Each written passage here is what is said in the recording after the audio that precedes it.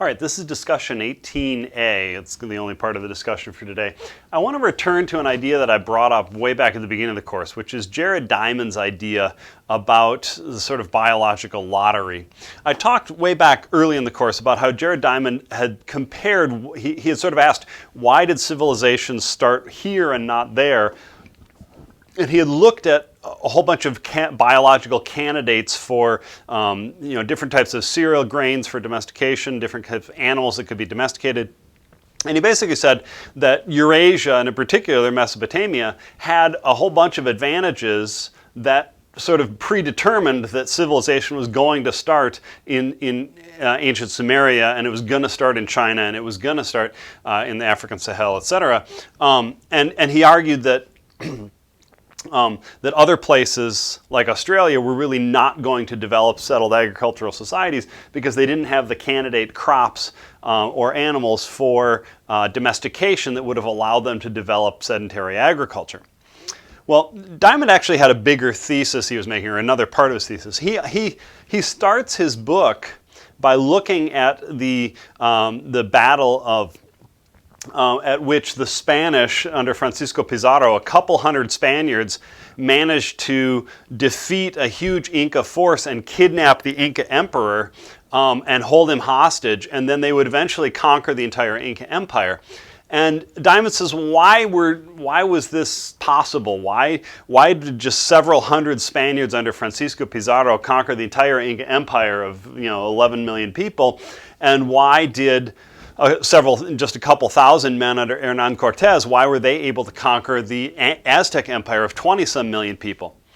And Diamond basically says, if you look at this confrontation between Europeans and Americans, it wasn't a fair fight, because he said the Europeans had a number of advantages that almost made it a sure thing that the Europeans would conquer the Americas. And the name of his book is Guns, Germs, and Steel, so he's pointing to three of them right there, but there's actually four things he points to. The first is guns. The Europeans had guns, right? They had gunpowder weapons, and the Americans didn't. Now, this actually was not that huge an advantage, because the gunpowder weapons that they had in the early 1500s, some of the guns, they did have handheld guns, but they took about a minute to reload. So they really were the sort of thing you fired off at the beginning of the battle, and it could cause some devastation, but then you had to go in and fight with swords and things like that afterwards.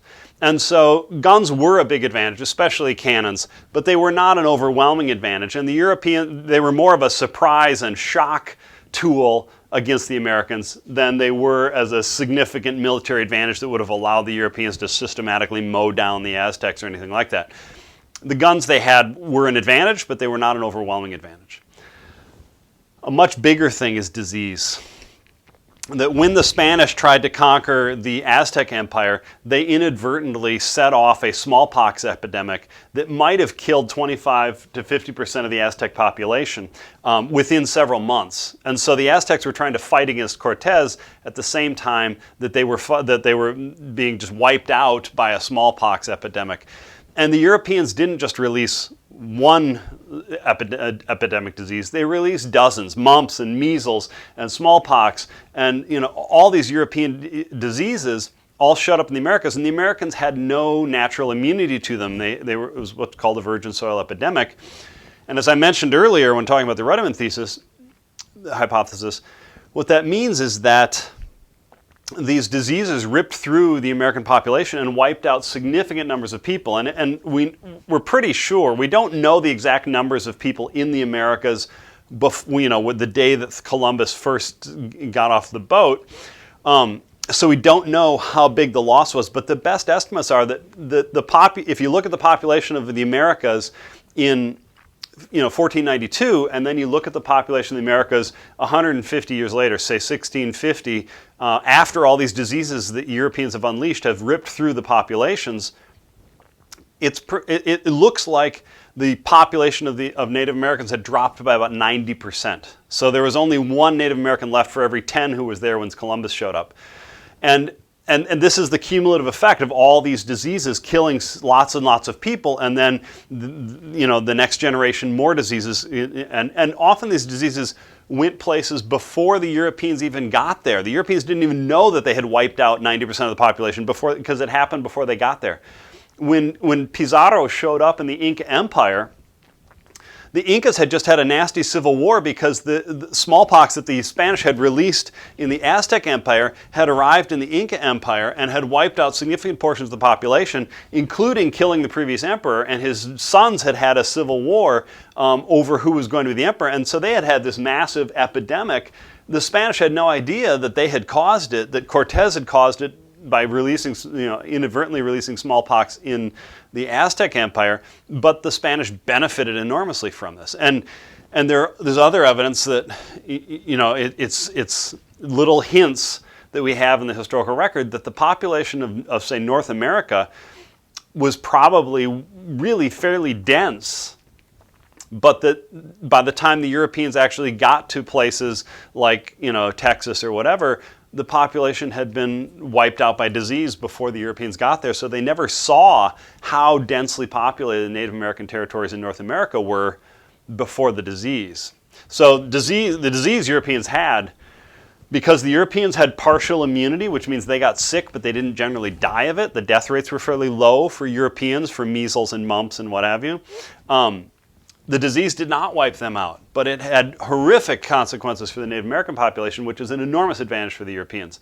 And as Jared Diamond points out, the Europeans had those diseases largely because they had domesticated animals, because domesticated animals, a lot of the diseases that we have, think of chicken pox or swine flu, come from our domesticated animals. Coronavirus came from a bat. And in the Americas, they simply didn't have very many domesticated animals, whereas Europeans and Africans and Asians had lots of domesticated animals of lots of different varieties, so they had been exposed to lots more diseases. So in a sense, Diamond says, the advantage of disease is because of the advantages of the animals, the candidates for domestication that Eurasians and Africans had. Diamond then says they had steel. They had steel swords. The Aztecs, for instance, did not have steel, and the Incas didn't have steel. And this is a huge advantage if you're sword fighting someone. If one person has a steel sword and steel armor and the other person doesn't, the person with steel can basically break the other person's weapons pretty easily and then win. And then finally, the Spanish had horses. And horses were, in the Americas, they didn't have large domesticated animals. The Aztecs basically had the turkey and guinea pigs and things like that, but they had no large animals that could pull wagons or carriages or anything, and they had no animals they could ride. And so they had never seen anything as big as a horse, let alone a soldier on the back of a horse, right? And so this was a huge problem for the Aztecs fighting the Spanish. But in the larger sense, the Incas did have llamas and alpacas, but they're not very massive. They're 150 pounds, maybe 200 pounds. They're not like a horse, which can get up to a big horse can be hundreds and hundreds of pounds. And so Europeans used this to their advantage in the conquest, and then Europeans released large animals like cattle, pigs, sheep, and horses, and those actually destroyed entire ecosystems across the Americas, as for instance wild horses and wild cows and wild pigs were released and just flourished in the Americas because there were no large predators for them, or there weren't very many large predators. There were the jaguar, etc., but European domesticated animals just destroyed ecosystems, and this also made it harder for Native Americans to rebound from all the disease, etc. So basically, Jared Diamond is saying, if you look at all that stuff, it's basically the disease and the domesticated animals were because Europeans had these advantages that they had begun their civilization in a place that had domesticatable animals, and the Americas didn't. And then Diamond says the guns and the steel are basically because the Europeans had had a long history of settled agricultural civilization, and the Americans had to start much later because they didn't have good domesticatable crops either. And as I talked about way back when, the Americas did start their sedentary. They developed agriculture, much later than the Eurasia or Africa, and so they were in some sense behind in terms of their development of sedentary agricultural civilizations as well. So that's Diamond's ultimate thesis then, is he says the reason that the Spanish could conquer the Aztecs and Incas was because they had a whole series of advantages, and these advantages ultimately come down to what he would call the biological lottery, that the Europeans lived in a place that had a lot of ready candidates for domestication of plants and animals, and that gave the Europeans advantages that accumulated over the centuries and produced the Europeans having guns and steel and horses and bringing diseases to the Americas, and the Americans simply didn't have those advantages. They had lost the biological lottery because the plants that they had domesticated had taken so much longer to domesticate that they got started later, and they didn't have the animals who were candidates for domestication that would have allowed them to develop sedentary agriculture. And so they were basically, they had been set up to fail by the biological lottery. That's Jared Diamond's thesis. But historians have had a lot of problems with Jared Diamond. Now, he's absolutely correct. I mean, he's a biologist, he studies ecology. He's absolutely correct about the candidates and et cetera. But he overlooks, I mean, by going from, ancient Sumeria started now, and that's why, Hernan Cortez can conquer the Aztecs, 5,000 years later, that's ignoring a lot of history, right? And I just want to point out a couple of ways that Diamond is sort of ignoring things. He's making this sort of biological determinism argument that biology determined that the Europeans would win, but he's ignoring a number of things. And so I just want to mention a couple things. One is, Diamond doesn't have an explanation for why China didn't conquer the Aztecs, right? I mean, to put it slightly differently, okay, suppose Eurasia has all these advantages, sedentary civilization, advanced technologies, domesticated animals and all that. Well, China had all that, right? And in fact, China, much more than Europe, was on the cutting edge of technology for most of its history, and China had an organized sedentary agricultural society for much longer than Europe did, and China did not invade Mexico. And we'll see on Monday's lecture that China, in fact, developed in the 1400s massive sailing fleets that could easily and might even have gotten across the Pacific to the Americas, but they didn't go there. They didn't want to. And culturally, this is because China simply didn't have a culture that said we should go explore and go conquer foreign peoples. China basically said, we're the center of the civilized universe. We don't want to go over there. It's full of barbarians. They can come to us, right? And so I'll talk about why China didn't go and colonize the Americas or, India or Africa or anywhere else. But they certainly could have. They had the technology, they had the ability, but they didn't. And Jared Diamond has no explanation for why China didn't, because by his biological determinism argument, China certainly should have done that, just like Europe did, but they didn't. Okay? So one thing he can't explain is why China didn't do it. A second thing he can't explain is why, or to flip that question around, why did Europe do it? Why did the Europeans do that, right? Why did they decide to sail across the ocean, and why did they decide once they got there, rather than trading with the Aztecs, why did they decide to conquer them?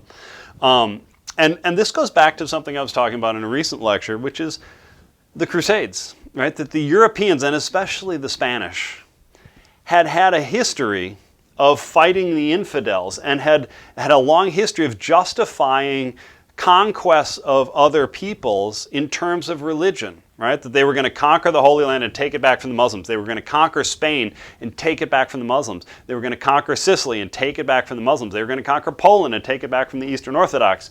And so there was a sort of this ideology of the Crusade that it's okay to conquer people who are the wrong religion, set it up perfectly so that when the Spanish arrived in the Americas, their impulse was going to be, oh, these people aren't Christian, we can conquer them. God is okay with that, right?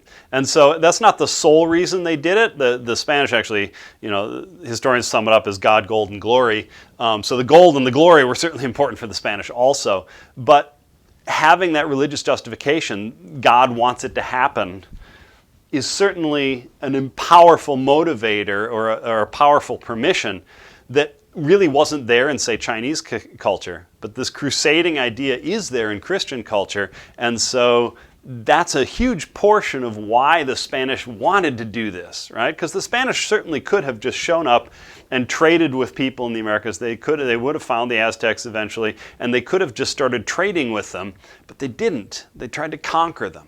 Right? And that really was justified in Christian terms as a sort of a crusade against the infidel Aztecs with their horrible religion that we have to bring Christianity to. And so there's a huge cultural factor here that Jared Diamond is sort of missing. He doesn't have, his explanation is good as far as it goes, but it doesn't explain why not China, and it doesn't explain why Europe. Right? One other aspect here, though, is he doesn't really look at the Americas either, right? He doesn't, he points to the weakness of the Inca Empire, and he focused on Pizarro, but really looking at the Aztecs would have muddied his thesis, because the Aztecs, in fact, one of the reasons Cortez was so successful is not because his guns and steel and horses overwhelmed the Aztecs. There were still only a couple thousand Spaniards, and Cortez actually went to Tenochtitlan and he met Moctezuma, and he could have just established trade relations with him, but he decided to try to kidnap Moctezuma, and he actually got driven out of Tenochtitlan. He got driven out and just barely got away with his life, and he lost a lot of his men because the Aztecs could attack them, and militarily he just didn't have enough men to take on the Aztec Empire.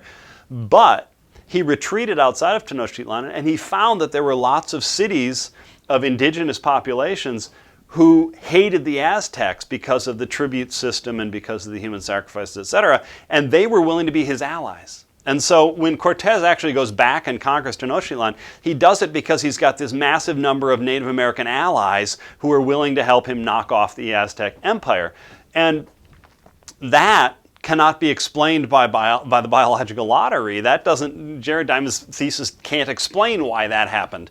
But the Aztec Empire's governing structure and their tribute system and their human sacrifices and their religion can explain why that happened, right? So again, you have to bring in the culture if you want to understand why it happened. And you can't just limit it to a biological factor and say, yes, the Europeans had all the advantages because they had better candidates for domestication in plants and animals. That's definitely a factor. It's one piece. But you have to bring in other things like culture. You have to bring in the crusading culture of the Spanish. You have to bring in the resentment of the conquered populations in the Aztec Empire. You have to bring in why China didn't want to go colonizing other places. You have to bring in a lot of culture, and you have to pay attention to a lot more factors, because history is ultimately rarely about one level of causation, right?